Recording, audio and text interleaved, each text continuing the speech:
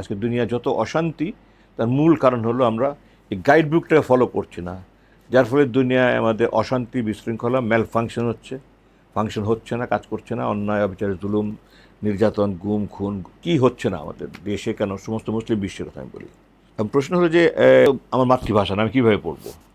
আমি পড়বো, কোরআন তো তোমাকে তেলাওয়াত করতে হবে, কিন্তু কোরআন তো তেলাওয়াতের জন্য মূলত নাজিল হয়নি। কোরআন নাজিল হয়েছে একটা গাইড বুক হিসাবে, জীবন চলার বিধান হিসাবে, যেটা আল্লাহ সূরা মায়দাতে বলেছেন যে আমি তোমাদের জন্য নিয়ামত পরিপূর্ণ করলাম, তোমাদের জন্য আমার এই দিনকে, ইসলামকে জীবন বিধান হিসাবে তোমাদেরকে দিলাম আমি। তো সেক্ষেত্রে আমাকে জানতে হবে আল্লাহ ব্যক্তি জীবনে আমাকে কী করতে বলেছেন, পারিবারিক জীবনে কী করতে বলেছেন, সামাজিক জীবনে কী করতে বলেছেন, আমার অর্থনৈতিক জীবনে, আমার সাংস্কৃতিক, রাষ্ট্রীয়, আমার সব জানতে হবে তো আমাকে। আরবি আমার মাতৃভাষা না, তাহলে আমি জানবো কীভাবে? আমাকে জানতে হলে একটা অর্থ পড়তে হবে। একটা ধর্মীয় পরিবারের হয়ে বড় হয়ে আল্লাহ আমাকে সুযোগ দিয়েছেন অনেক অনুবাদকের অনুবাদ পড়া।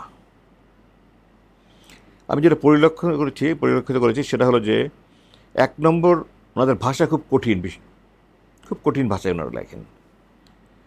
এটার আমার চিন্তা হলো যে এটা দুটা কারণ হতে পারে।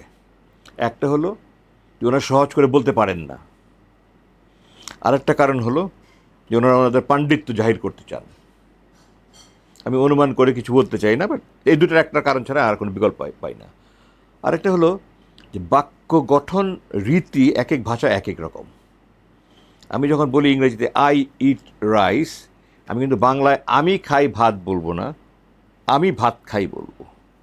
তো অধিকাংশ অনুবাদে আমি দেখেছি যে যখন অনুবাদ করেছে বাংলায়, এটা ভাবান্তর হওয়া উচিত ছিল, ওনারা ভাষান্তর করতে গিয়ে ওই আরবি বাক্য গঠন রীতিটাকে সামনে রেখেই ওনারা অনুবাদ করেছে, যার ফলে খুব উচ্চশিক্ষিত না হলে অনেক অনুবাদে পড়তে অসুবিধা হয়, বুঝতে সব অসুবিধা হয়। এবং আমি দেখেছি আল্লাহ তো আমাকে অনেক শিক্ষালাভ করার সুযোগ দিয়েছেন, আলহামদুলিল্লাহ আমি এমফিল করেছি, আমিও কোনো অনুবাদকের অনুবাদ পড়তে গিয়ে আমার কঠিন হয়েছে।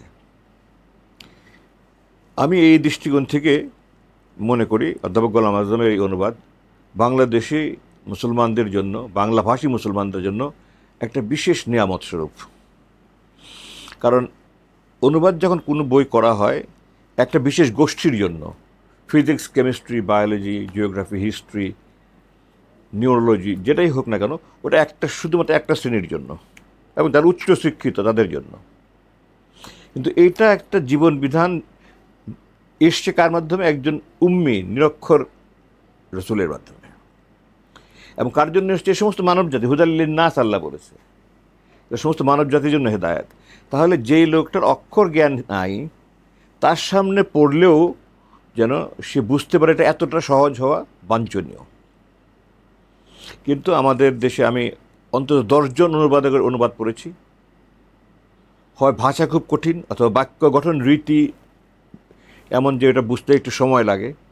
সেই দৃষ্টিকোণ থেকে আমি দেখেছি যে এটা আমি আলহামদুলিল্লাহ এটা অনেককে আমি দিয়েছি, এবং যারাই পড়েছে তারা এখন আর অন্য কোনো অনুবাদ পড়ে না, এবং তারা বলে যে আমাদের কোনো দৃষ্টিভঙ্গি পাল্টে গেছে কোরআনের প্রতি। উনি এত সহজভাবে এটাকে অনুবাদ করেছেন যে একটা খুব প্রাইমারি পাস মানুষের সামনে যদি পড়া হয় সেও বুঝতে পারবে। ইভেন যদি একজন অশিক্ষিত কৃষক হয়, তার সামনে পড়লে সে বুঝতে পারবে যে আল্লাহ কী বলতে চেয়েছেন। এবং এটা সে পড়ে বোঝার জন্য খুব উচ্চশিক্ষিত কিছু হওয়ার দরকার নেই। একটা এসএসসি পাস মানুষ আমি মনে করি এটা পড়লে অন্তত 70 থেকে 80% সে নিজেই বুঝতে পারবে।